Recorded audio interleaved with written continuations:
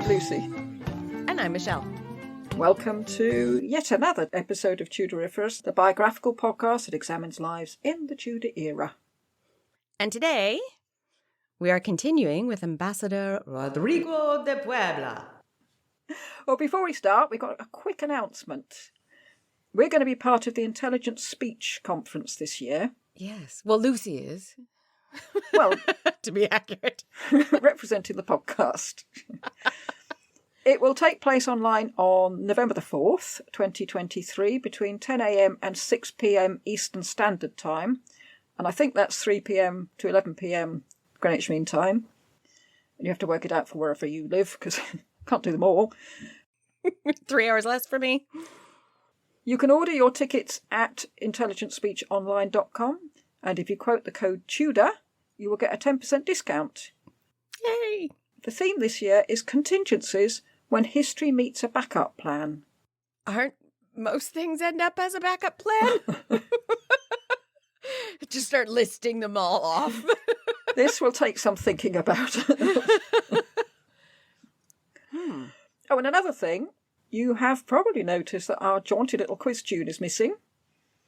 And we've decided to knock the quiz on the head for a while, because since I'm doing all the episodes at the moment, it would have meant that Michelle would be doing all the quizzes, which doesn't seem fair.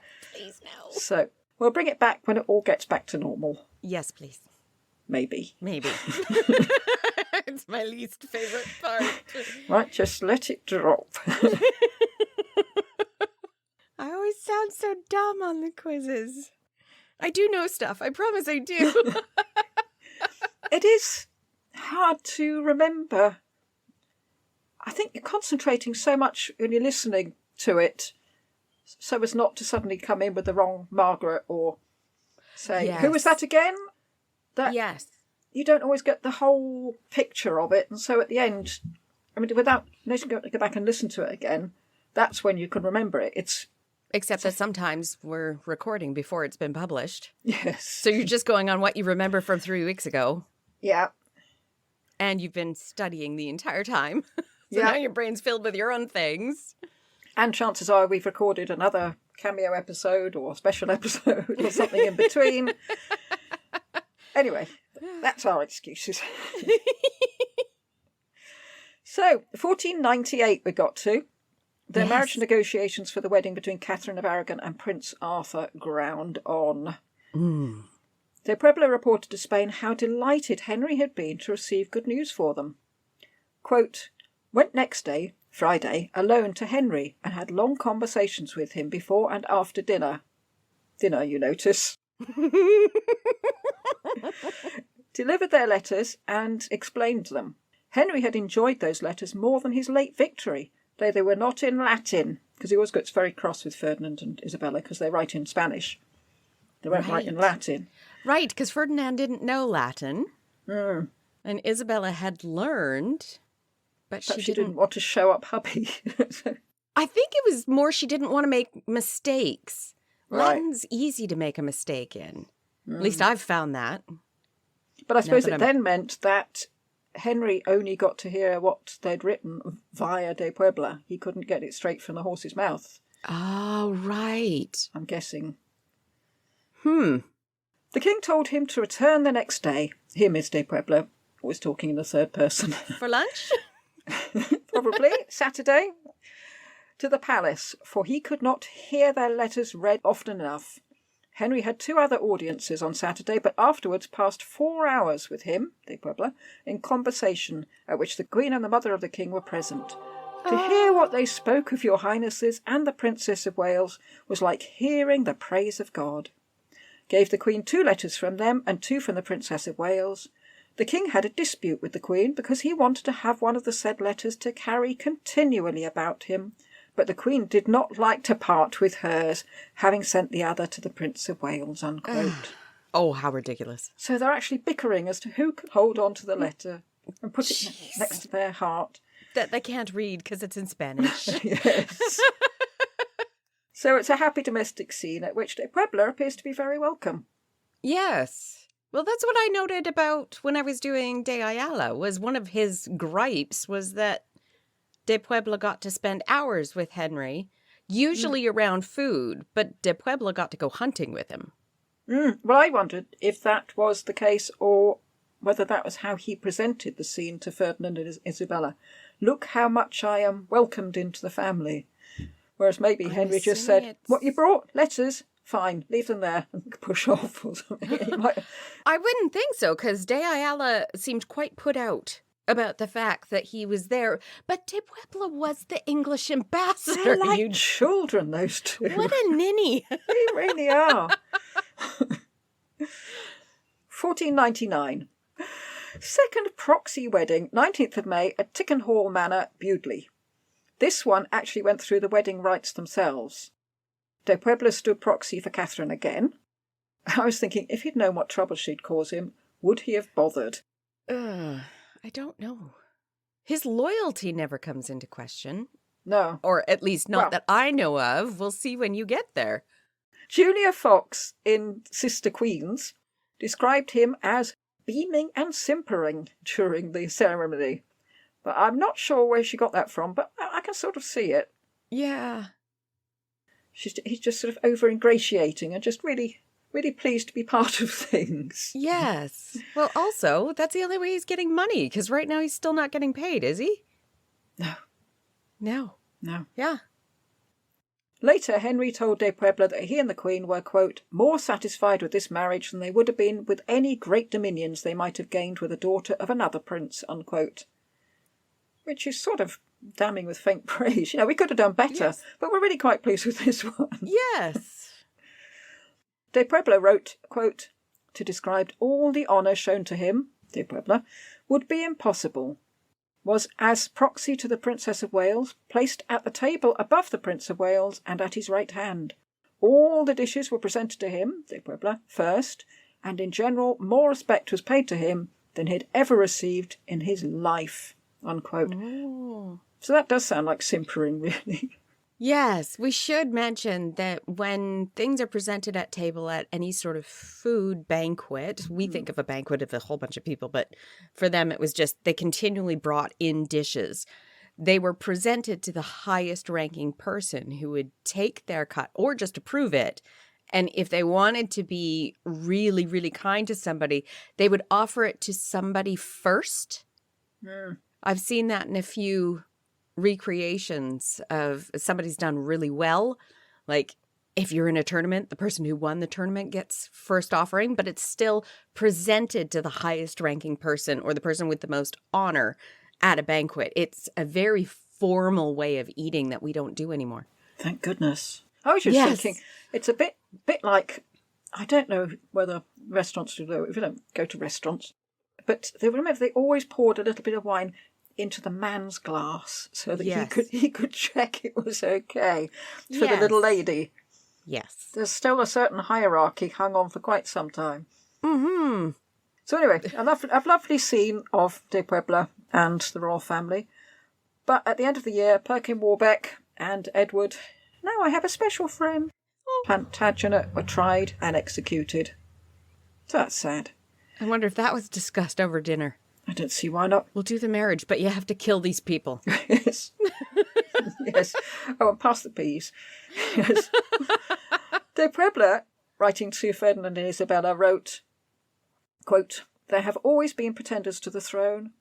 More than that, there have been a number of contesting claims to the English throne, and of such quality that the matter could be disputed between the two sides.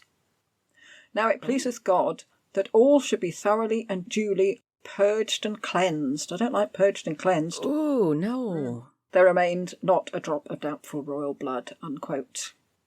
And he added that he should stop going on about the two executions since he'd written about them so often recently. I wonder why has he become so obsessed with them? Was it because he'd got to know Perkin Warbeck at court? They'd been chatting a few times. So, it's pretty unpleasant watching someone you know being hanged. Oh. Or I was wondering whether he could suddenly foresee a lot of the problems that have plagued him about this royal wedding sort of lifting off his shoulders at last.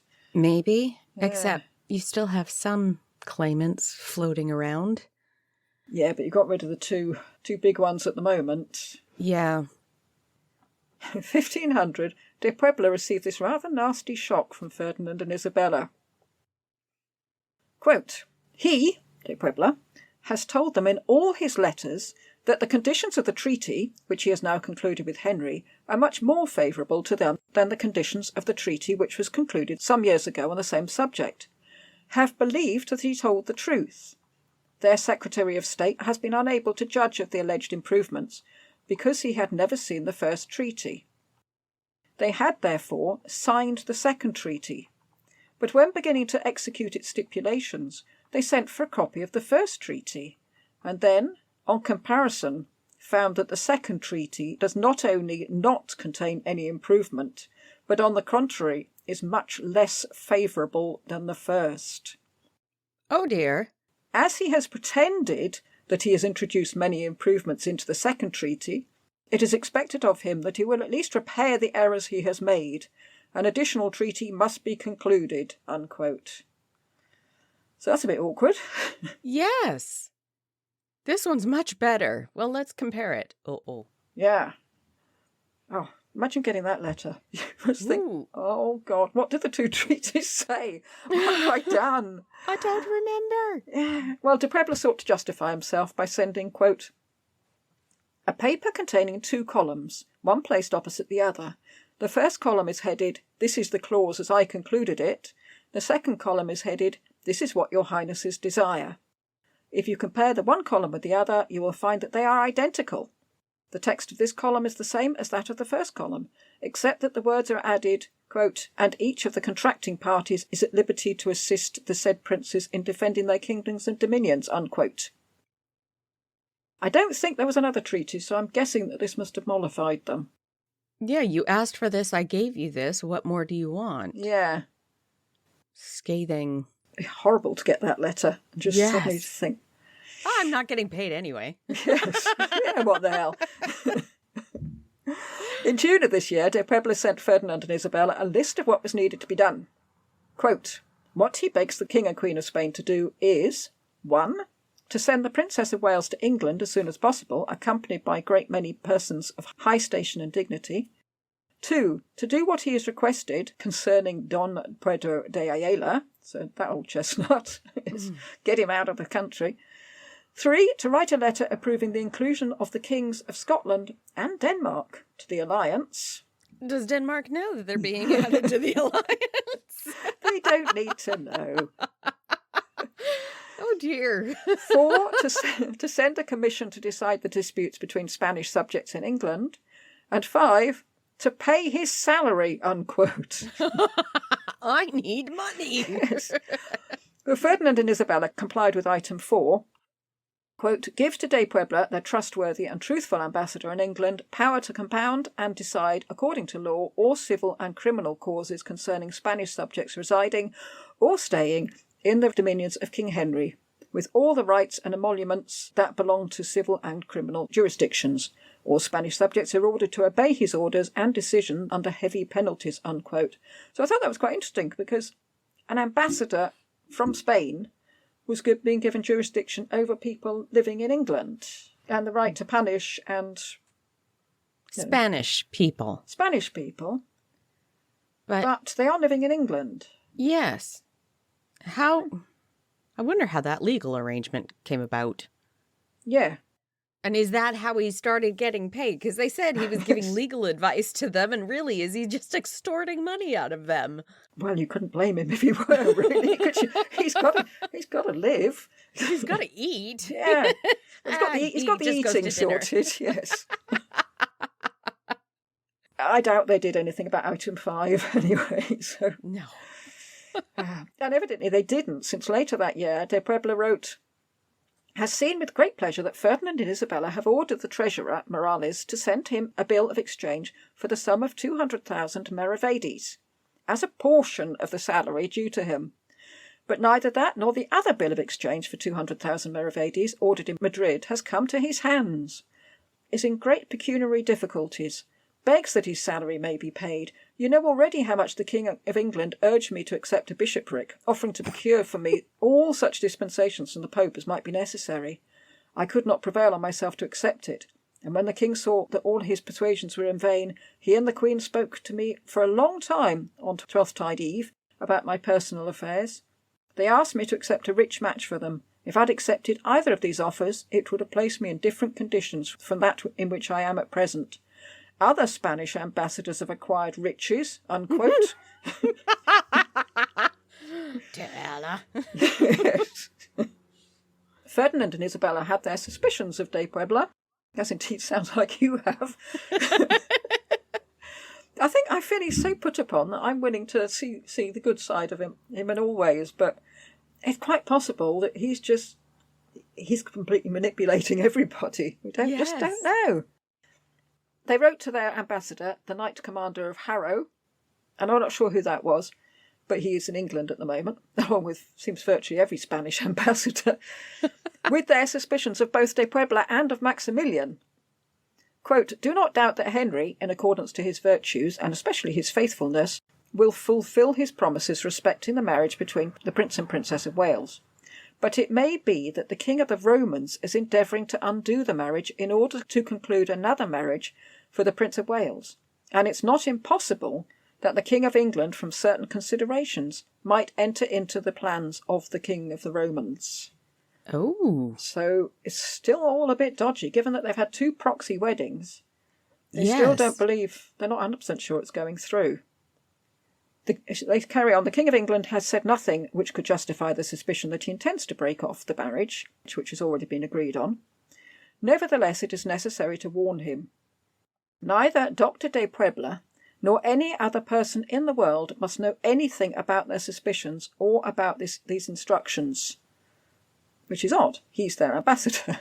Yes. He, that's the Knight of Harrow, or the Knight Commander of Harrow, How do you figure this out when de Puebla is also referring to himself as he? Oh, gosh, yes, you have to keep going.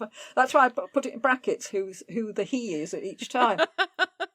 He must be continually on the watch. As soon as he, the Knight of Harrow, hears anything to justify what they suspect, or as soon as he observes the negotiations contrary to the marriage of their daughter with the Prince of Wales are being carried on, he must write to them and do all in his power to frustrate the negotiations. They are satisfied with what de Puebla has hitherto concluded with Henry, but as de Puebla is said to be entirely under the influence of Henry, and to do nothing but what he wishes, he, the Knight of Harrow, must watch him, de Puebla, also every day during his stay in England, and see whether he does his duty. He must, in all conversations with the king, with de Puebla, and with all other persons, speak of the marriage as a business perfectly concluded and sure, and say that preparations for the journey of the Princess of England are already in the making. In a secret letter he must inform them whether there is anything said in England about another marriage, and whether de Puebla be a faithful servant of theirs. Really? So, more secret letters going on behind de Puebla's back. Their own ambassador. It's odd. He's there for 20 years, all in all. If they distrusted him that much, why didn't they recall him? I don't know. Instead, they keep sending people over to check up on him. Well, they're getting told by de Ayala that he is not loyal. So perhaps the reason that kept on going was because they kept hearing from de Ayala, he's not loyal, he's a creature of Henry's.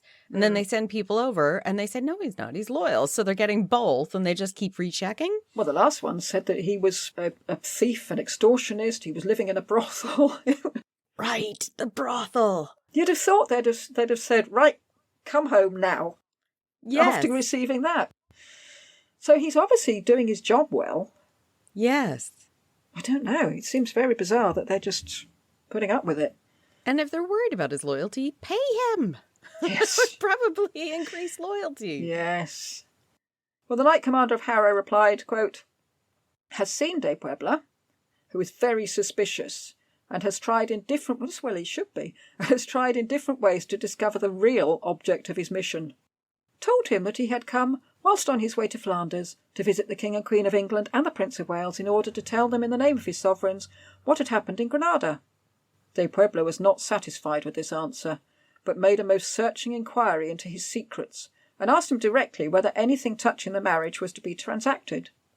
Not wishing to increase the distrust of de Puebla, told him that he was to speak to Henry about the arrangements for the household of the Princess of Wales, because it was desirable to know his wishes concerning the number and quality of the servants who were to remain with the Princess of Wales." Unquote. De Puebla knows something's up. Yeah, he's not dumb. No. Definitely not dumb. It must have been very awkward conversations. Because he must be thinking, why have I been put in this position? Yes. I wonder if that's the same as it is now. Ambassadors are all suspected. I don't know. I don't think you'd leave your ambassador in a country if you suspected them.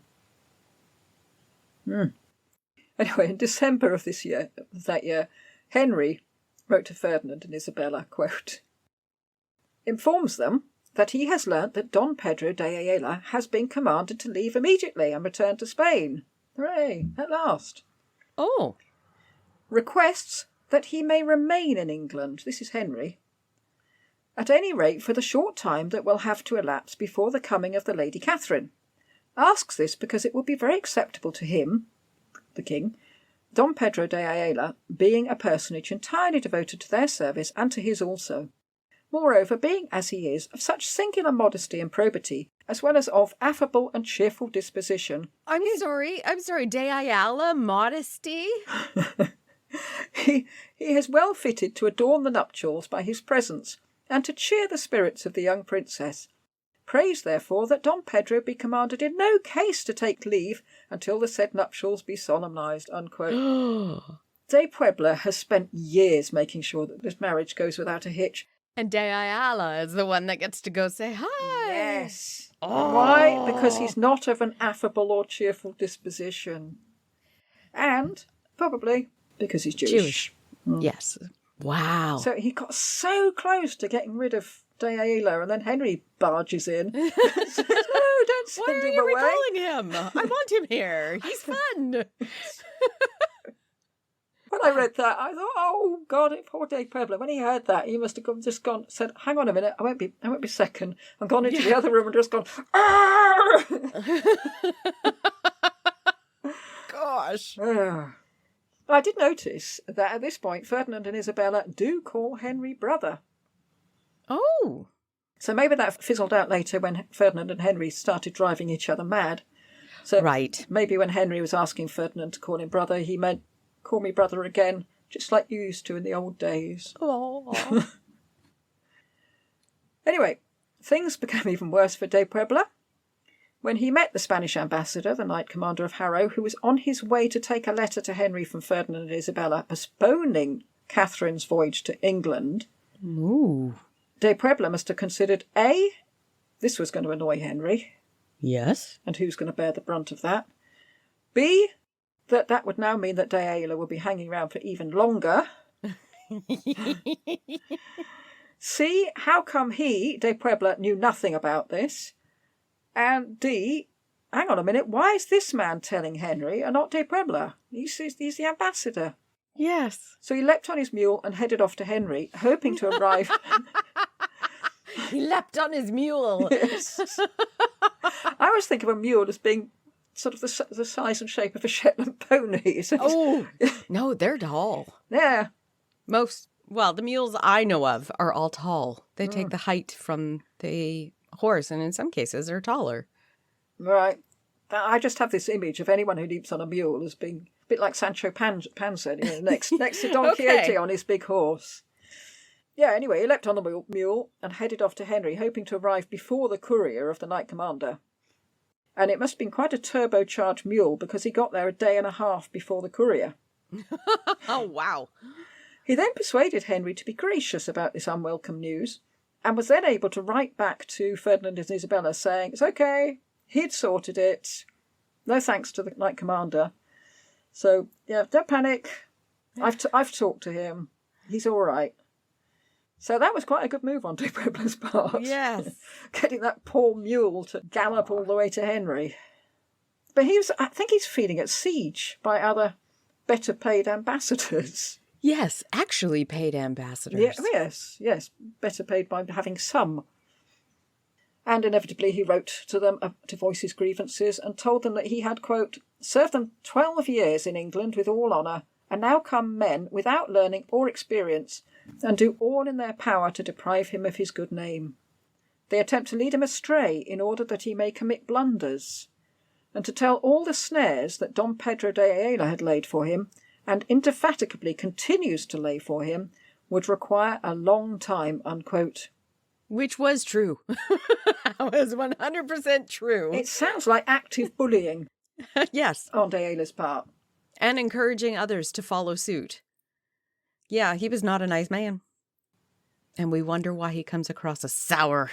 Yes, yeah. He has reason. Many, many reasons. Really awful ones, as we'll go into in a minute. He continued, as soon as Don Pedro came to England, he turned his, de Puebla's, most intimate friends into his most bitter enemies. Yeah?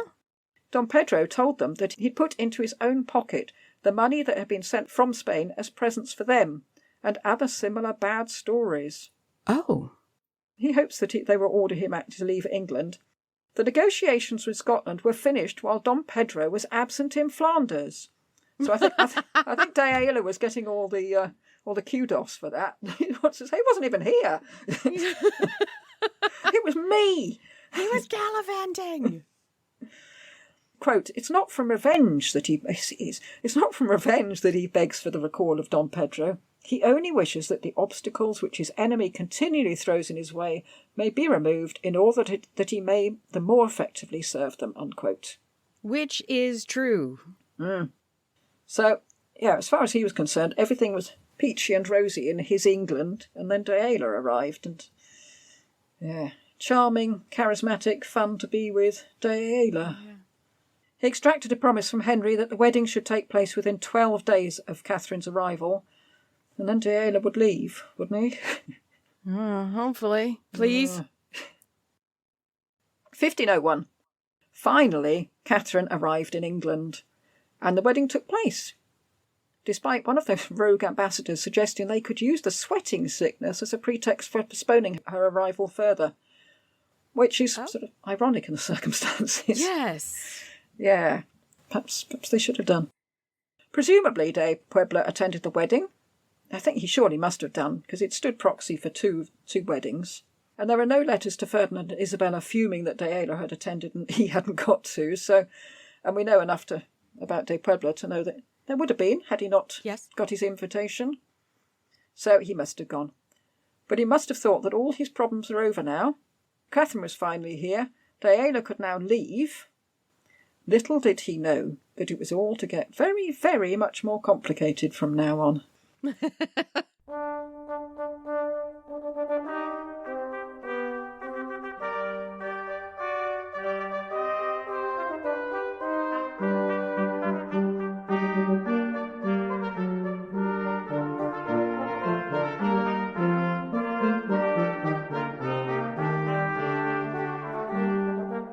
It all started when there was a question as to whether Catherine should accompany Arthur to Ludlow.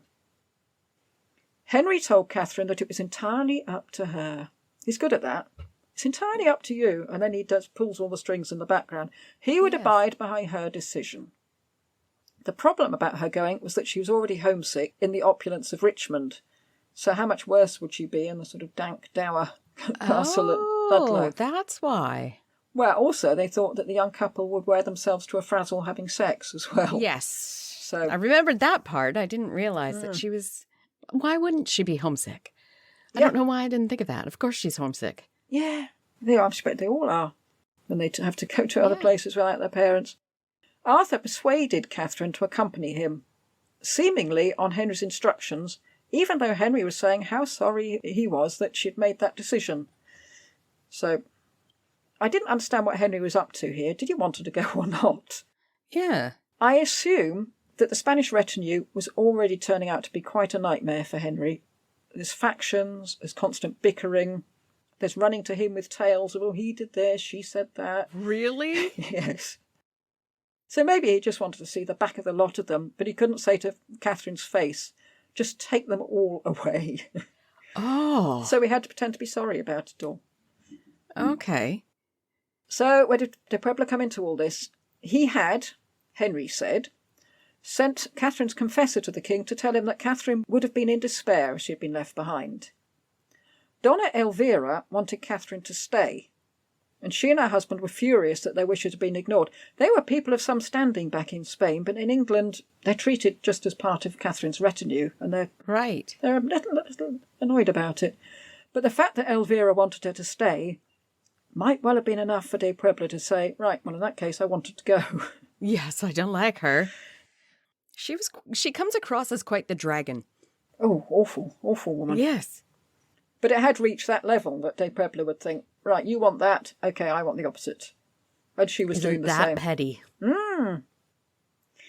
Another very weird event happened soon after. Just a month after her wedding, Catherine found herself standing before a furious Henry. The king complained to her that de Puebla had made him look a fool. He claimed that the ambassador had tricked him into asking for immediate payment of the final instalment of the dowry, made up of all the pearls and jewels and tapestry and gold and silver plate, even though it wasn't due for a year. And Catherine's people had refused to hand it over, and Henry felt humiliated. Quote, this is Henry being quoted, "I am exceeding sorry that I asked for the jewels.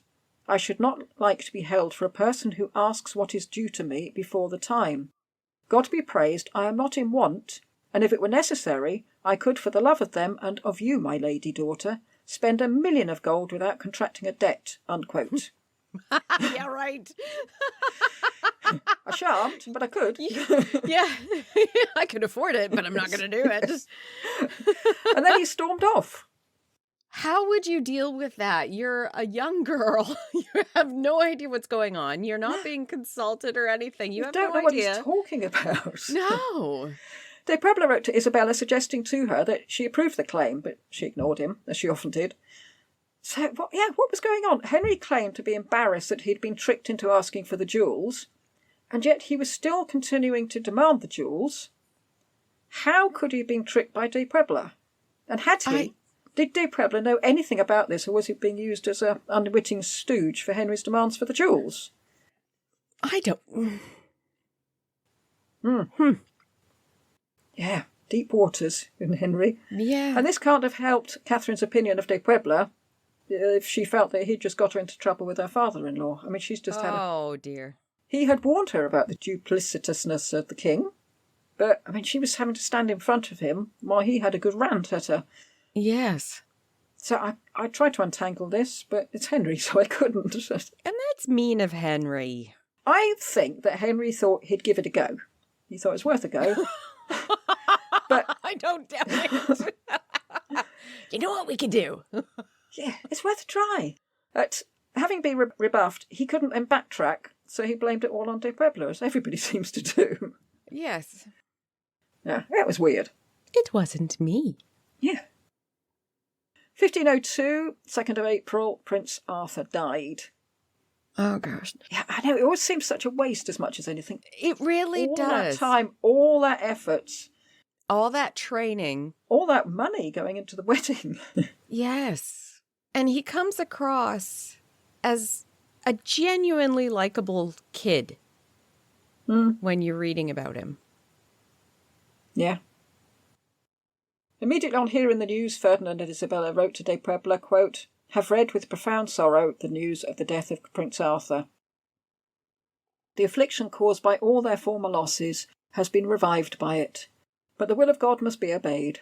Have heard that the Princess of Wales is suffering. She must be removed without loss of time from the unhealthy place where she is now," unquote. So that's nice. Their nice letter saying how sorry they are. Short time later, they write to him again, saying, "One cannot believe that the king would ever fail to meet his obligations to her, especially at a time of such hardship," unquote. Really? So it's already kicking in. Except that Ferdinand's also leaving her in the same lurch. Yes, but if you remember, Henry thinks it's Ferdinand's responsibility and Ferdinand thinks it's Henry's responsibility. Yes, but it's not being done, so each of you cough up half and you're good to go. Compromise. Look after the poor girl. Well, de Puebla also warned Ferdinand and Isabella that Catherine had no idea about finance. He warned them that, quote, "The princess is very liberal and there are many people who would like to strip her of her silver and jewels," unquote. And the Spanish monarchs replied, quote, "He, de Puebla, must write directly to Donna Elvira and tell her that Juan de Cuero must keep all the gold, silver, jewels, etc. of the princess with the greatest care." And Juan de Cuero was the keeper of Catherine's dowry, the parts that are in stuff, not money.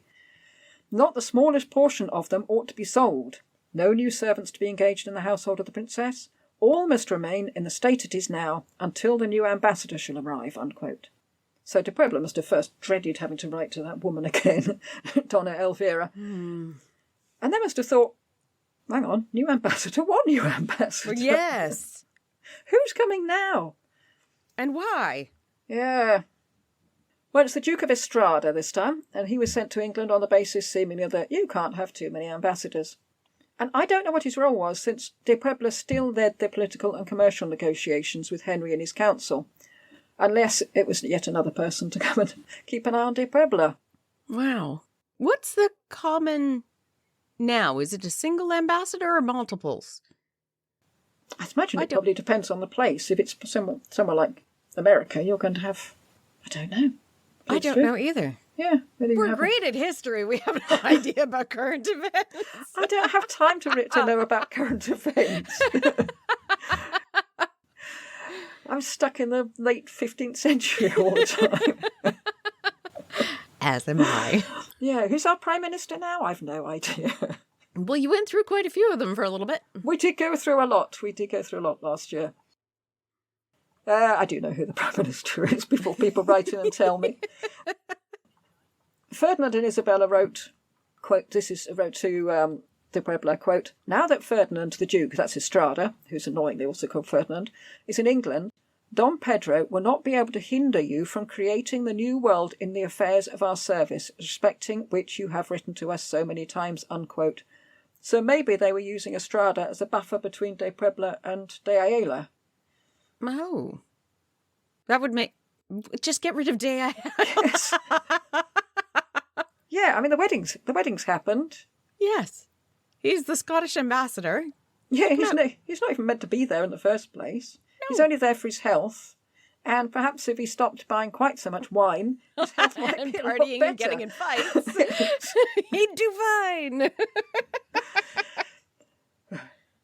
And I wonder, there ought to be a sitcom, I think, sort of an odd couple type sitcom about de Puebla and de Ayala. Oh, geez, nothing but conflict and embarrassing happenings. Yeah. And here we see what become a constant stream of correspondence on a subject we've covered before. For Ferdinand and Isabella to de Puebla, quote, some persons have advised the Princess of Wales not to accept what the King of England has offered her. The advice is bad. She must accept whatever she can get. He must speak to Henry and take care that the King fulfil all his obligations towards the Princess. As King Henry retains the marriage portion, he is the more bound to provide for all the wants of the Princess of Wales. And it's to be hoped that the English will not act dishonestly, unquote. Dream on. Yes. 1503. Since she first set foot in England, Catherine's entourage had been in trouble. Squabbles between her household officers had emerged into outright factions, headed by de Ayala and de Puebla, who hated each other. Oh, to de Ayala and Elvira, de Puebla seemed to have gone native. He was servile, he was low-born, and, quote, he was not a good Christian, unquote. But had he gone native, he had developed a close relationship with Henry VII, but David Starkey has pointed out that he, quote, had come to think of England and Spanish interests were so closely interwoven that by serving the one he automatically advanced the cause of the other, unquote. Okay. And I suppose if Catherine and Arthur are married, so they will become king and queen, unless anything were to happen. Yes. Afterwards, after Henry's death, I mean, that should be should be unity. following both Spain and England. Yes. You would have thought. De Ayala had finally left England to take up a post in Burgundy, but the infighting between de Puebla and Elvira continued, and the Spanish were unable to present a united front, which was what Ferdinand and Isabella, concerned that the divisions would impede negotiations with the new marriage to Prince Henry, were afraid of. Oh, okay. In April, Isabella wrote to de Puebla, in that direct way of hers, quote, the one is that, as you are aware, you wrote to us that if we would command Don Pedro de Ayala to come here, you would take care to conclude this negotiation to our entire satisfaction, and that it should be attended with more advantages to us than in the past. On this account alone, we desired him to leave England. But now we find that ever since he came here, our affairs have been conducted in a much worse manner than they were before, unquote. Dun, dun, dun. Yeah. In other words, they were doing a good job. De Puebla, not so good. Oh, except I don't remember de Ayala actually working in all my research with him, but I don't He think was so. fun. He's more fun. And that, as an ambassador, that might be all you need. Be a better way to go? Yeah. Rather than Maybe. whenever De Puebla turns up, maybe I'm going, oh, God, it's him. Yes. Where's de Ayala? Hey! Yeah, it's party time. What are we doing today? It may well have been true that De Puebla, everything was failing with De Puebla because it must be pretty much impossible for him to work. And it was affecting the negotiations between the marriage between Catherine and Prince Henry. Because if he thought de Ayala was bad, he hadn't banked on Donna Elvira. Right. Isabella wrote to the Duke of Estrada, quote, "The doctor, De Puebla, has sent to beg me to write to the Princess of Wales and to Donna Elvira, asking them to regard him favourably. I will write to him so that as regards what he has to do in helping on the negotiations, he may not consider it as an affront that he has not had instructions sent to him. You will see that they are given to him and do as seems best for the negotiation," unquote. So De Puebla's writing to Isabella to ask her to tell Catherine and Elvira to be nice to him, really. They're being nasty. Please make them be nice. Oh, man. And Isabella's saying, for God's sake, make sure De Puebla is in the loop, because otherwise we get nothing but complaints from him. Oh, no one tells me anything. And this is about the time that Elvira temporarily left Catherine's retinue. I wondered if everyone was just sick of her. Probably. Yeah. Get out. You're just causing troubles. Or was this when she was telling Catherine to write to Juana? That's a little bit later. Oh, okay. So I wonder if they thought, well, the only way we can get rid of the factions is either to get rid of Elvira or De Puebla. We can't get rid of De Puebla. He's ambassador, so, Elvira, sling your hook. 1504. It didn't last long because now Elvira's back in charge and Catherine's back on a short lead. Or leash, whichever you say. Even De Puebla, who detested Elvira, agreed that this increased discipline was a good idea. And Henry, he wrote, particularly approved. In fact, Henry had done more than approve arrangements. He'd been secretly lobbying for her return. Oh. Although he told De Puebla that Catherine should not find that out. It seemed by everyone that it'd be better for Catherine to have the financial restraint of Donna Elvira, even if they couldn't stand the woman herself. Because Henry must have been thinking, if she spends all this stuff, I'm not going to get any. Right. And De Puebla's thinking, Ferdinand and Isabella wrote and told me not to let her spend any of this money. And she's spending it. I'm going to get into trouble. Yeah. Catherine shared the prejudice against De Puebla, although she was likely egged on by Elvira. And maybe she was pre-warned by Isabella before she left Spain not to trust him. How would you feel as a child? Because we got to remember, she's a child. She's heading into England, and the person you're supposed to rely on to ensure that your needs are met politically, you've now been told you can't trust them. Yes, no, it's not surprising that she relied so much on Elvira. Yes, because your mother hasn't said anything about your duenna, but she has told you the ambassadors not to be trusted. Yeah. And Elvira made good use of her reliance on her, didn't she? Yes, she did. It must have been incredibly hard for De Puebla to do his job, since he was constantly being undermined by his own side. And if he did get closer to Henry than perhaps he ought, it would hardly be surprising, since the Spanish treat him with such contempt. Also, it was not a good time to be a Spanish converso. And this is tragic. In November, De Puebla's only daughter was arrested by the Inquisition in Seville. And we know what happened to Torrigiano under those circumstances. Yes. De Puebla pleaded with Isabella to intervene. He said that he thought, quote, that such an act ought not to have been done without the consent of the Queen, because he, the father, is absent in a foreign country, in the service of his king and queen. He beseeches her to write 2 lines recommending that his daughter should not be treated with too great vigour. His daughter might be kept prisoner in her own house, and the whole accusation against her thoroughly investigated to the bottom.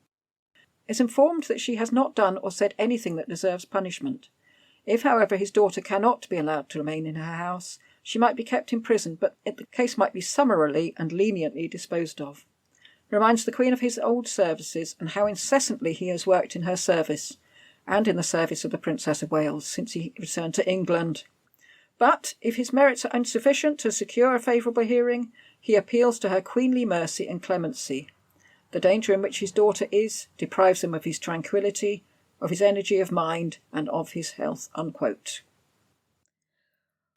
Meanwhile, we need to remember that it's going to take time for him to get notification that this has happened and time to get the letter back to the Queen. So all this time, what's happening to his daughter? And the Queen didn't reply.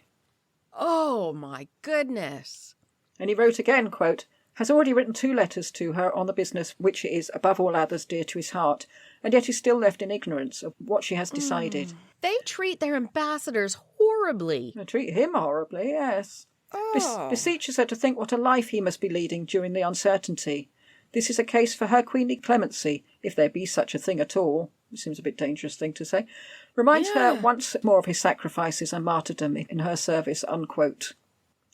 Again, the Queen didn't reply. Oh, gosh. And I spent quite some time trying to find out what happened to his daughter, but I drew a blank. Oh, no. Yeah.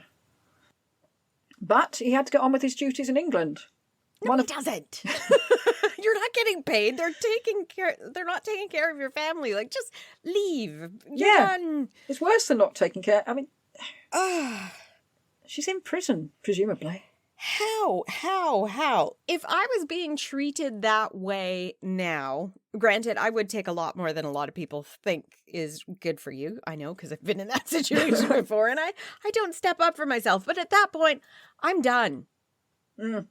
I need to get home. My daughter's in trouble. I need to figure that out. You can hire somebody else that you're not going to pay. Yes. But he does seem to be very, very dutiful. What? Yeah. I know. Beggars belief. You do want to shake him now, really. Yes. Get on that boat. Go home. Yes. Or even just take a leave. Ayala did it all the time. Yeah. But how's he going to pay for his voyage? He had to get on with his duties in England, one of which was telling Ferdinand and Isabella that Henry he was keen on the match with Joanna, Dowager Duchess of Naples. Now that's the match that the Spanish monarchs hastily set up for Henry when he announced he wanted to marry Catherine. Right. But, said de Puebla, Henry wanted to know all the intimate details of her appearance. Quote, "For your highness must know that if she were ugly and not beautiful, the King of England would not have her for all the treasures of the world." Unquote. And the negotiation about Catherine Prince Henry marriage dragged on and on and on.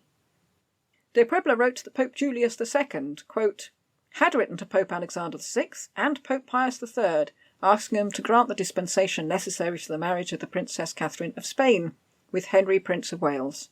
Both these popes had received his demands so favourably that the dispensation would have been given long ago if they'd not so suddenly died." Unquote. So that must have been very irritating. He thinks, we nearly got it out of Alexander, but and he's died. Never mind, we'll get it out the next. He's what? He stayed in there about a month, didn't he, before he died? Yeah. In March, Catherine wrote to de Puebla, sending him a letter to be passed on to Henry VII, quote, "Asks him to remind the king of the misery in which she lives and to tell him in plain language that it will reflect dishonour on his character if he should entirely abandon his daughter. Had she contracted debts for luxuries, the king might have reason not to pay them, but such is not the case. Has been forced to borrow, otherwise she would have had nothing to eat." Unquote. But that was not the way to approach Henry. He didn't like accusations being thrown at him. No, he did not. And almost certainly, Catherine would have blamed de Puebla for having failed to melt Henry's heart. Yeah. And she would have had to rely on Henry since she wasn't getting much joy from her father. Ferdinand wrote to de Puebla in June, quote, "He, de Puebla, is to inform the king, Henry, of the pleasure the marriage has given him, Ferdinand, and that the remainder of the marriage portion will be paid in the marriage agreed upon. He must also tell the princess that she ought to revere and be very obedient to the king, as is her duty, and as being the means of making him love her more. As all her expenses and those of her household will be defrayed by the king, Henry, his wishes ought to be consulted in everything, so that he on his part may do all that's fitting. He, de Puebla, must speak with and consult the princess and Donna Elvira about the matter, and afterwards obtain the assent of the king, Henry, whatever they think should be done, unquote. So you can guess who Catherine would have blamed for this. Yes. Well, she can't really blame Dad. De Puebla can't win. No. Ever. No. I would be so frustrated. Mm. Does he die of a heart attack? No. Stroke? No. Oh. No. He doesn't even die of heartbreak and despair. Or maybe he does. Maybe that doesn't help. 1505, de Puebla was summoned to Richmond soon after Prince Henry had secretly renounced the marriage at his dad's command. He found nobody there but the king, and the king exploded with rage.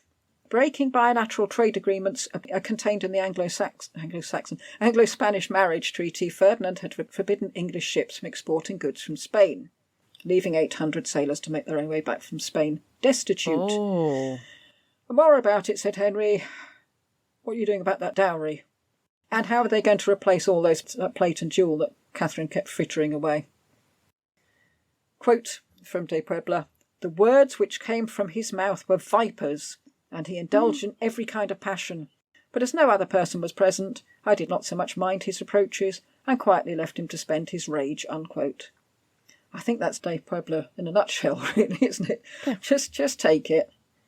And then leave. They'll calm down. A day or two later, Henry sent him the deer as a peace offering. Or maybe for lunch. This will keep him going for a few days, he thought. This will keep him out of our kitchen. But how angry was Henry really? Or was de Puebla meant to convey back to Ferdinand not just the sentiments of Henry's speech, but the way it was delivered? Because de Puebla knew nothing of Prince Henry's renunciation, but maybe Henry VII was creating the situation where a rift would be inevitable. Okay. But I say de Puebla knew nothing of Henry's renunciation, but this was in the Spanish Canada rolls. Quote, he declares before Richard, Bishop of Winchester, Bishop Fox, that he has been contracted in marriage during his minority to Catherine, Princess of Wales. As he is now near the age of puberty, he declares that he will not ratify the said marriage contract, but on the contrary denounces it as null and void. Signed per me Henricum Walii Principem, unquote. And the people present, also listed, include one Giles Dobney, spelt Dobney. Yeah, Dobney. Yes. Yeah, come on, National Trust. But since this was in the Spanish Canada rolls, does this mean that Spain knew all about the renunciation all along? And if so, did Henry know that Spain knew? Do they know that you know, that we know, that they know, that we know, that they know? Well, that seems to be the case with Henry and Ferdinand, doesn't it? Maybe Bishop Fox was right when he recalled 20 years later that Catherine had been told. Or maybe one of Ferdinand's many spies told him, possibly de Puebla himself. But if he did, the letter no longer exists. We should be making a list of all our unanswered questions. And now we hit the famous incident when de Puebla discovers that Catherine started playing politics. And we heard in Elvira's cameo how she tried to trick Catherine into setting up a meeting between Philip and Juana and Henry. Wouldn't it be lovely to see your sister again? De Puebla had saved Catherine from making a fool of herself over that, but she still hated him and blamed him for Henry's decision to move her and her retinue out of Durham House and into Henry's court. Catherine wrote to her father that she tried to turn the rogue de Puebla into a, quote, true man, unquote. Not sure how she managed that. No, because... Hmm? In North America, when you say a woman turned him into a man, it means something very different. I don't think it was that. I don't think so. I really don't think it was that. She might have preached Christianity at him, I suppose. That would be revisionist.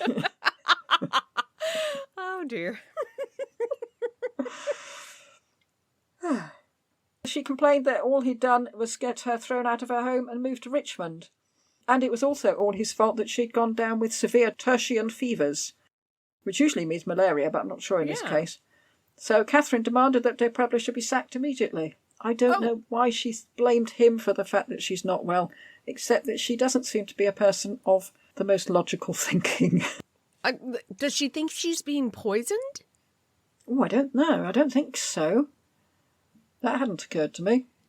Because that's the only way I can think of, unless he's throwing diseased bodies into her house. How else do you make somebody sick? Unless she was fine when she was at Durham House, and then she suddenly became ill when she was moved into Henry's court, and then she thought, well, I was fine before.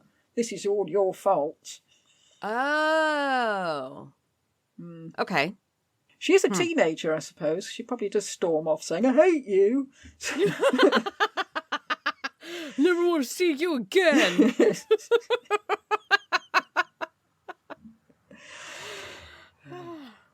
Catherine wrote to her father to say that she, quote, had not hitherto let him know the state of affairs in England, lest they should have given him annoyance. Had, moreover, hoped they would improve, but each day her troubles increase.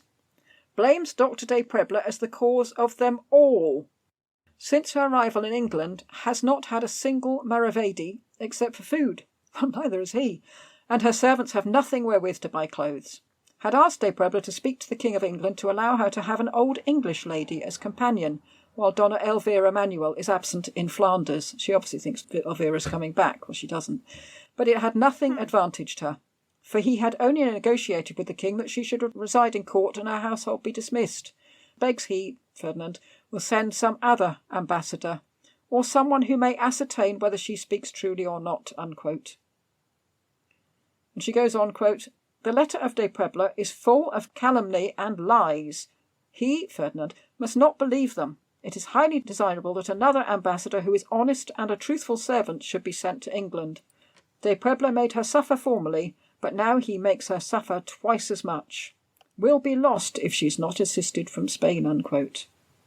Well, personally, I feel that de Puebla has been maligned and that Catherine has been turned against him. But what if de Puebla is conducting a concerted campaign against her? Does that seem possible? I couldn't see a reason for it, but no. I just thought I should look at it from her side too. I mean, I can see from her side what she thinks is happening, but is it possible that he's doing all these things? I mean, I'm not saying, yes, it's possible that he's giving her malaria, but I couldn't see a logical reason for it. Unless he was getting back at Don Elvira through Catherine. But that doesn't seem plausible. I just can't. It's more like he's just a scapegoat. Yeah. And she's princess. I mean, she's got hierarchy on him. Yeah. There's not a lot he can do. 1507, in October, de Puebla had written to Ferdinand with his latest thoughts on how to establish some sort of line of influence to Henry. 10 years previously, diplomats had identified a small cluster of people, Morton, Bray, Thomas Lovell, Fox, Mum, who had the king's ear. Now, according to de Puebla, the king had, quote, no confidential advisers, unquote. There's no one whose opinion he trusted or who was privy to his innermost thoughts. He still, of course, had people around him who ran things, but it was the nature of his relationship with his advisers which had changed. A decade before, ambassadors had noted how Henry had wanted to, quote, throw off, unquote, his council. Which is quite interesting, since we saw in Bray's episode that Henry was the first monarch to rule through a council in this way. But now it seems he had thrown them off, and implicit in de Puebla's observation was the sense that councillors no longer perform their traditional roles. Even those few men formerly intimate with the king, to whom he had occasionally opened his mind, was shut out. Francis Bacon wrote that nobody was permitted, quote, any near or full approach either to his power or to his secrets. Because De Vere, as we've seen, it was appearing less and less in court. Bray was dead. Henry's relationship with Dudley and Empson was very different from the one he'd had with the people who'd been with him in Brittany and had fought at Bosworth. Yeah. Henry was now ill. He had to rely on Dudley and Empson. So de Puebla seems to be... He's been there all along, so he's seen it all change. He's seen everybody sort of drift away, and Henry taking things more onto himself and shutting people out. So he's seeing... Wow. That would have been fascinating and distressing at the same time. I wonder if Henry goes a bit mad towards the end. Yes. Just yes. Okay. Well, I think we've covered that now. Catherine wrote again to Ferdinand, demanding that the increasingly ill de Puebla should be replaced. Ferdinand replied, saying that Catherine herself should be the ambassador, and that she should work with de Puebla. Oh, right. So I'm not sure that she was expecting that response, but she revelled in it. She started writing in code. She sent a message to de Puebla, quote, a messenger sent by the little duck to the falcon returned a short time ago, much pleased with the answer of the falcon. The little duck and the fusarco are so contented that they say nothing could better piebald than the fly with the falcon. Thus everything is going well now, and it is in the mermaid that it will now be concluded, and the young eagle, unquote. At which de Puebla probably wondered if Catherine had been at Margaret Beaufort's Malmsey. Is she the little duck? I think she must be the little duck. I'm assuming the falcon is Ferdinand. Fusarco, it wasn't translated. It was left Fusarco. And I looked it up and I was sent back to this quote. So it seems to be something that nobody knows what it meant. So any reference to it is this quote. So, and now would be a good time to talk about de Puebla's own ciphers. I found a wonderful website that listed them in detail. It doesn't make for great audio to cover it too deeply, so we'll look at a couple. Some of the codes consisted of little squiggles, but most were Roman numerals, and it seemed unnecessarily confusing. Here is a letter de Puebla sent to Ferdinand and Isabella. Quote, sends the treaty of CLXXXV, that's friendship, and CCCCXX, letters, of DCCCLXXXVIII, that's the King of England, and DCCCLXXXIX, the Queen of England, and likewise of DCCCXC, the Prince of Wales. So it says, sent a very long letter a few days ago, begs an immediate answer. Well, you've got to decipher the damn thing first. And there are similar codes for all the key players. You've got Maximilian and Margaret of Burgundy and Perkin Warbeck, who incidentally is listed as the Duke of York. Oh! I think they were more convinced than they made out. Or willing to be convinced. De Puebla was doing his best to push forward Catherine's own prospects. As Henry embarked on his intensive rounds of diplomacy about his prospective marriage to Ferdinand's daughter Juana, so the ambassador sensed that Ferdinand might finally be prepared to pay Catherine's marriage portion. Trying to smooth the path, de Puebla wrote with practical advice proposing the Grimaldi Bank, quote, for the whole sum of the marriage portion to be accepted in London, unquote. But for de Puebla, he was a player of the long diplomatic game. Catherine's marriage to Henry had become his life's work, and one which he had patiently to rebuild after every setback. But Catherine only saw the failures. Hers was, quote, always the worst part, unquote, as she wrote to her father. And she had had enough. As ever, she took it out on de Puebla. Well, he's the only one in front of her. That Yeah. You can't take it out on the guy that, may eventually feed you. Yes, yeah, she can't shout at Henry because he'd quite happily let her starve. Yes. Whereas de Puebla, he's there. Yeah. For years she'd been asking Ferdinand to recall him. Now she brought out all the old arguments against him. Low-born, deceitful and wheedling. He did no honour to Spain, nor to her. The English, she said, found him contemptible, saying that he only came to court for free meals. So everybody saw this. Everybody knows. And he'd become a laughing stock. Even Henry found the jokes funny. He'd gone native. He was in Henry's pay. Well, he's not in anyone's pay. That's the trouble. And he had done more than anyone else to block her marriage. And he was, besides, old, ill, and, quote, nearer death than life, unquote. Oh. Yeah, and Catherine doesn't come across as a sympathetic character, I don't think. No. Catherine wanted someone else. She wanted, and here's a bit of a giveaway, quote, a good Christian, unquote. Oh. And she asked her father to send a man, quote, who will dare to speak an honest word at the right time, unquote. Because Catherine didn't seem to realise that de Puebla was practically the only person fighting for her marriage, and he was getting very little help from either father or father-in-law. Oh, goodness. He had a very high opinion of Prince Henry. Quote, there is no finer youth in the world than the Prince of Wales. He is already taller than his father, and his limbs are of gigantic size, unquote. So it sounds a bit freakish. Yes, it does. The first thing I thought of is, oh, he's like a puppy. You know, you figure out how big the puppy's going to get by the size of its paws. Well, Henry had very large paws. In April, de Puebla reported that King Henry had been severely ill throughout Holy Week, confined to his chamber in Richmond, and the quinsy had left him unable to eat or drink for 6 days, to the point, quote, where his life had been despaired of, unquote. De Puebla added a note to show his boss back home how well he was thought of by the king.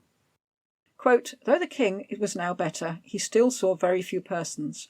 As soon, however, as the king heard that he, de Puebla, wished to see him, orders were given to introduce him into the royal chamber, unquote. With food. Bring a plate. Cheese, meats and crackers. Well, in fact, Henry was obviously keen to hear the news of his pursuit of Juana rather than just to hang out with de Puebla. Right, right. My brain keeps going back and forth between de Puebla being this emaciated man because he has no food and this fat man because he always shows up for meal times. Well, he's very ill now. Ferdinand was up to his usual tricks. De Puebla wrote, quote, Henry was at first very little inclined to consent the postponement of the payment of the marriage portion. But after long and very unpleasant conversations, he was at last persuaded to do so and wrote the enclosed letter. Did not content himself with this letter, but asking Henry to write another letter to the Princess of Wales and to repeat in it all the essential parts of his statement, unquote. So de Puebla was making damn sure that Catherine should know that this came from Henry and not from de Puebla. Wow. Yeah. However, all this might be academic, since Catherine was then given a rude awakening. She wrote to her father, quote, the King of England has told her very positively that he no longer regards himself and the Prince of Wales as bound by the marriage treaty, because the marriage portion had not been paid. She asked de Puebla whether the King of England was entitled by law to renounce her marriage with the Prince of Wales. De Puebla said he was. She begged her confessor to tell her his opinion on the matter. The confessor said that if a marriage treaty were concluded conditionally, and the conditions not fulfilled by one party, the other party should renounce the whole treaty, unquote.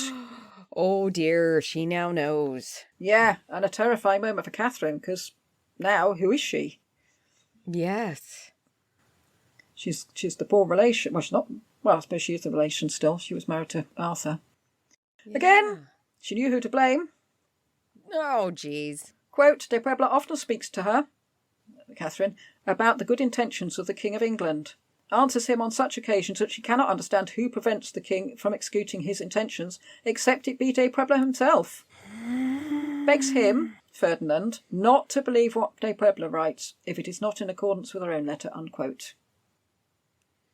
But she's not the only one. De Puebla wrote to Ferdinand, quote, has spent all his property, hasn't spent all Ferdinand's property, has spent all his own property, de Puebla's, in the service of the king, and begs therefore at least that his salary may be paid.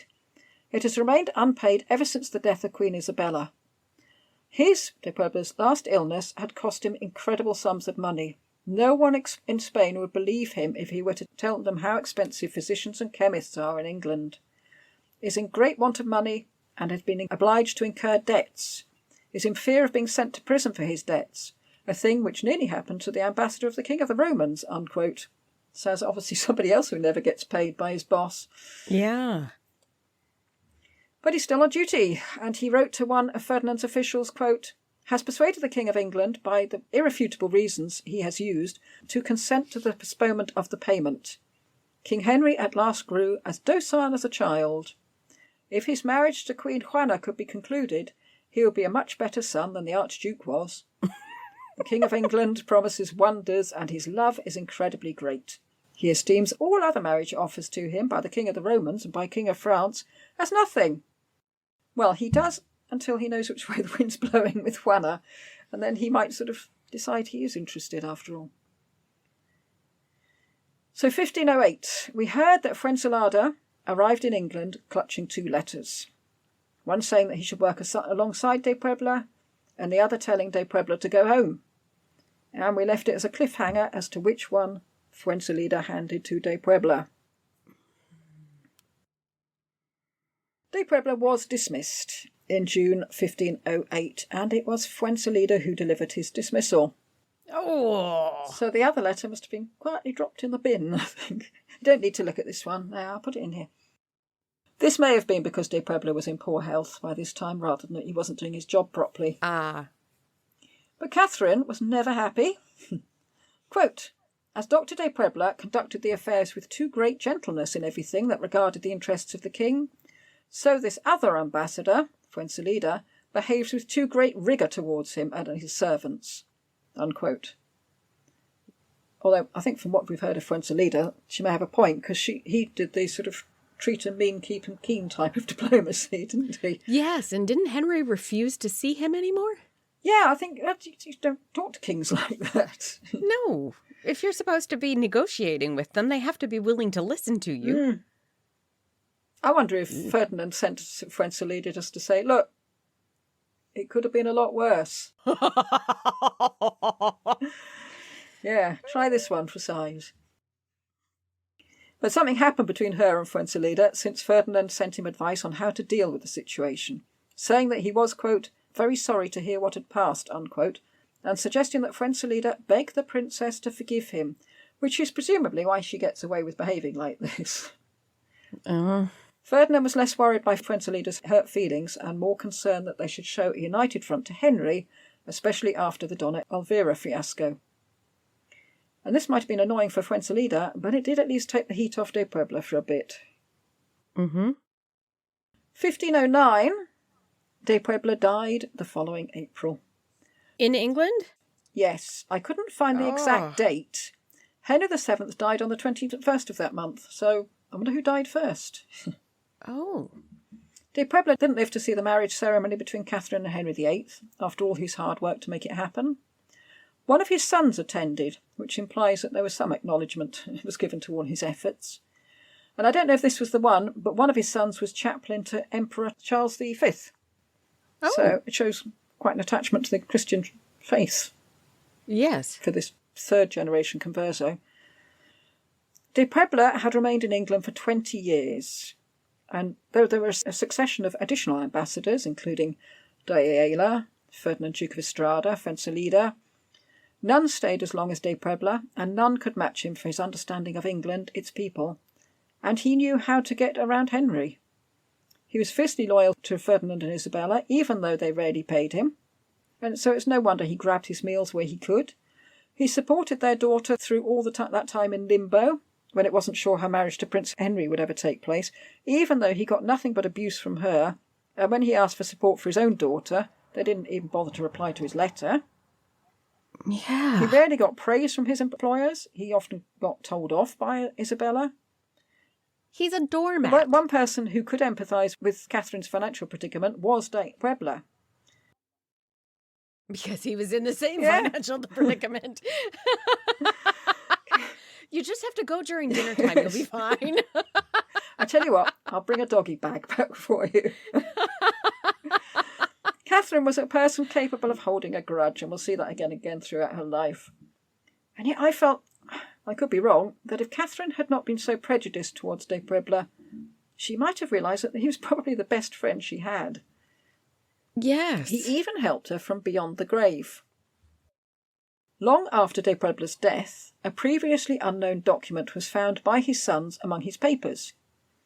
When Ferdinand and Isabella had been waiting for the papal bull to allow Catherine to marry Prince Henry, Ferdinand, realising his wife was dying, asked the Pope to send a provisional papal brief to Isabella so that she'd know that her daughter was provided for before she died.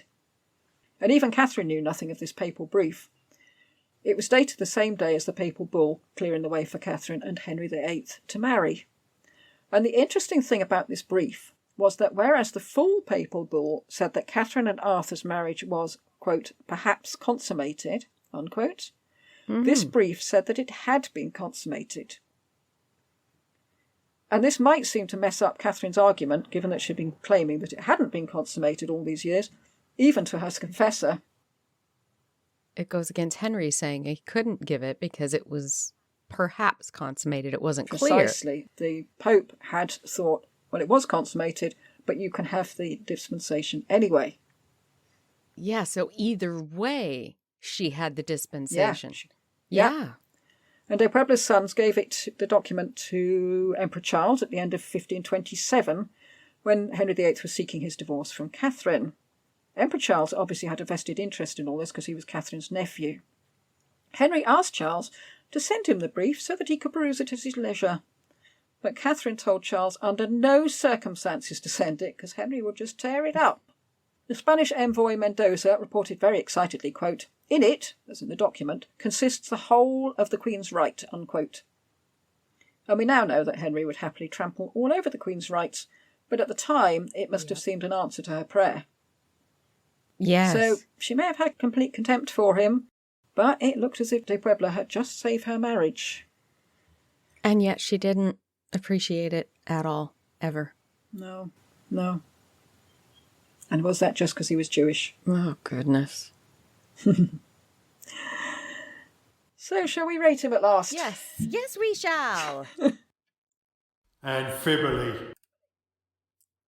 Intrigue. It was his idea to tell James IV that the Juana they were offering him was the legitimate one. Right. It was his idea for Spain to use Perkin as a bargaining chip.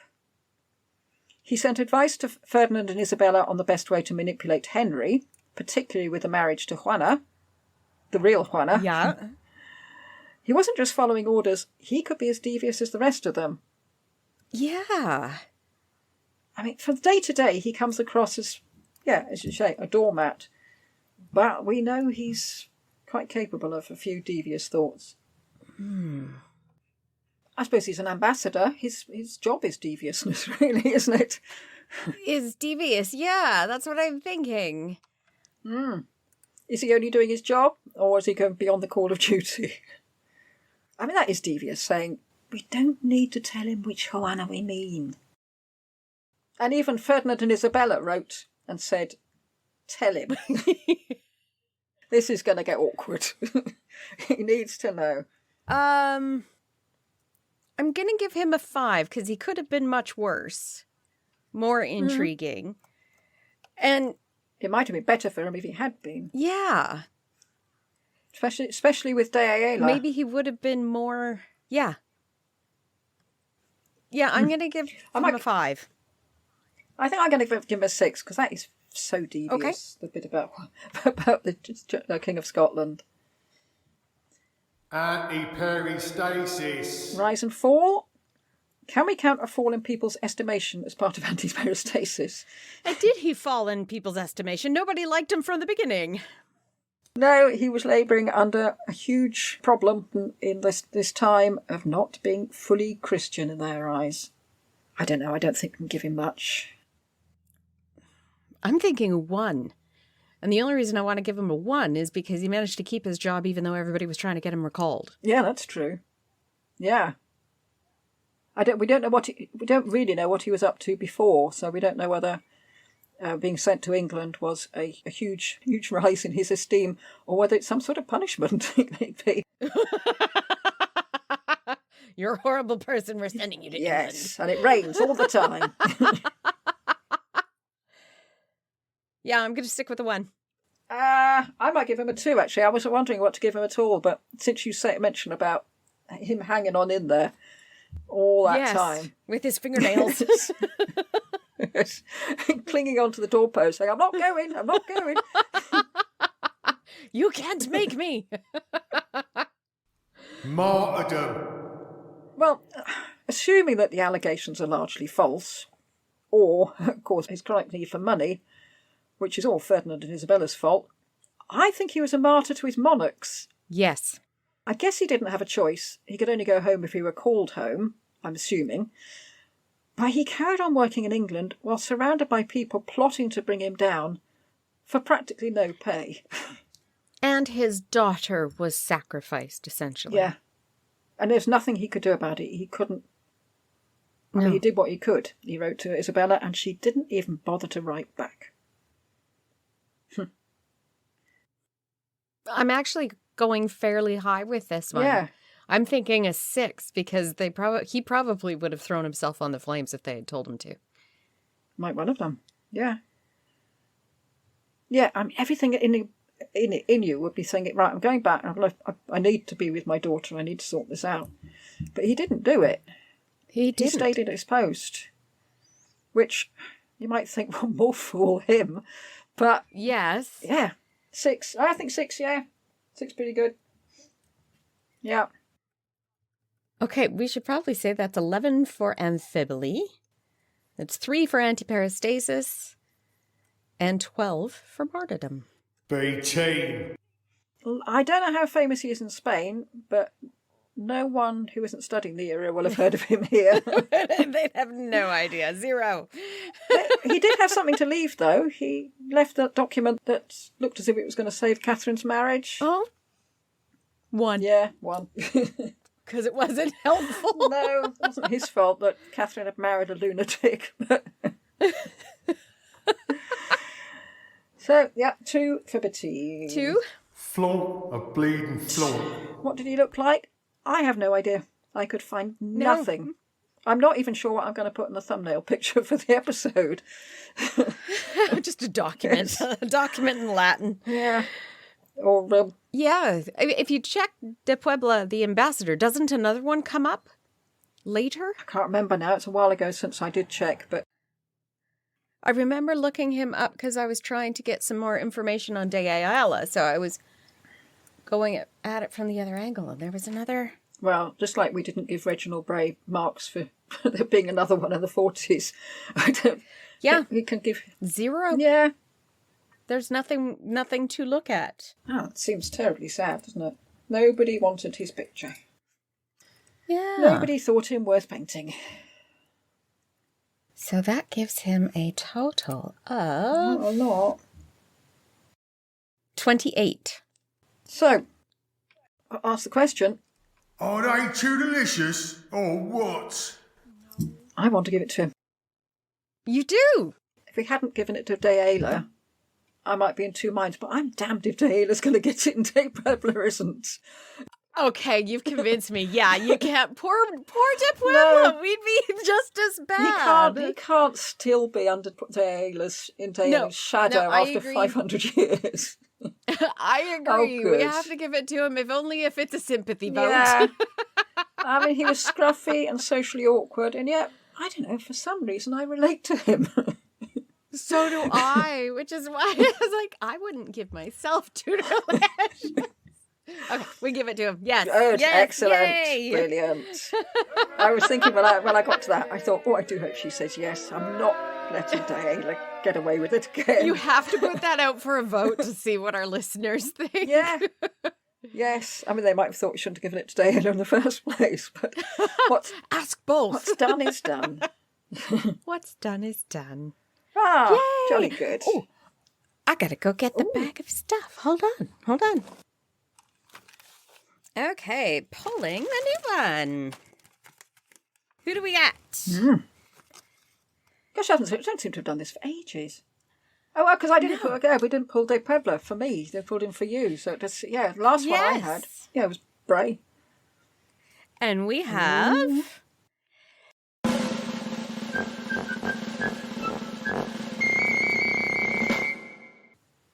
Henry Percy. Right.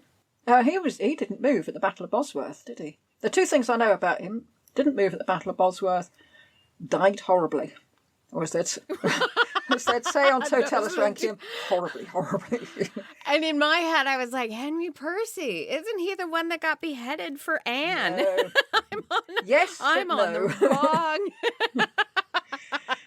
This is probably his I dad. don't think he did or grandpa. He was the one that was alleged. He alleged that they had a marriage contract before Anne had married Henry. And they were all sitting on him saying, no, you didn't. And he said, yeah, I did. No, you didn't. If you know what's good for you, you really didn't. Oh, okay. So we're back to... We haven't been out of the country for ages, have we? We spent ages in Europe. Yes, and now we're not there. We can't get out. It's like lockdown. All right, excellent. Okay, I'll give him a go then. That is the end of our episode on Ambassador de Puebla. We hope you've enjoyed it.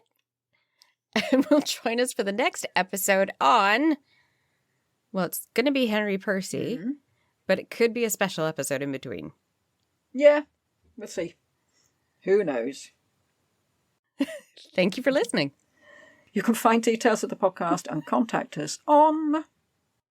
Tudoriferous.wordpress.com. Email tudoriferous@gmail.com. We're on Podbean and all the usual platforms. Also Facebook and Twitter and Instagram.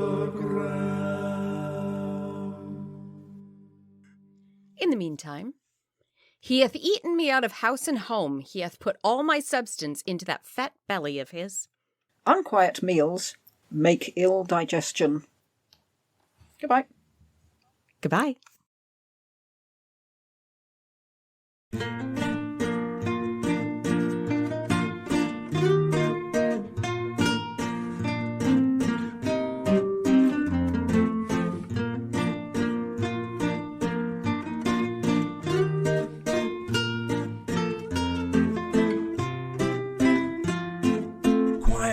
Did you hear that sound, gentle knock at the door?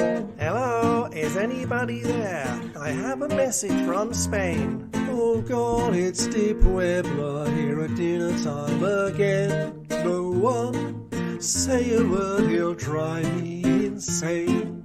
Listen, has he gone yet? No, I can hear he's still there. Hide the food, keep still now. Maybe he'll just go away. Oh hell, Lord Dobney sneeze, now he knows that we're here. Oh, let him in, someone, he won't go, I fear.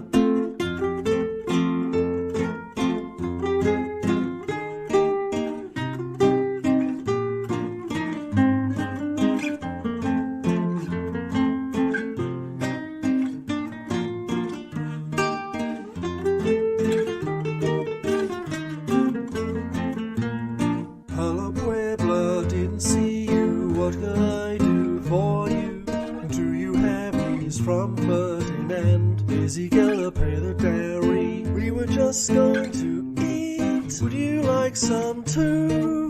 Oh, thank you, your majesty. I don't mind if I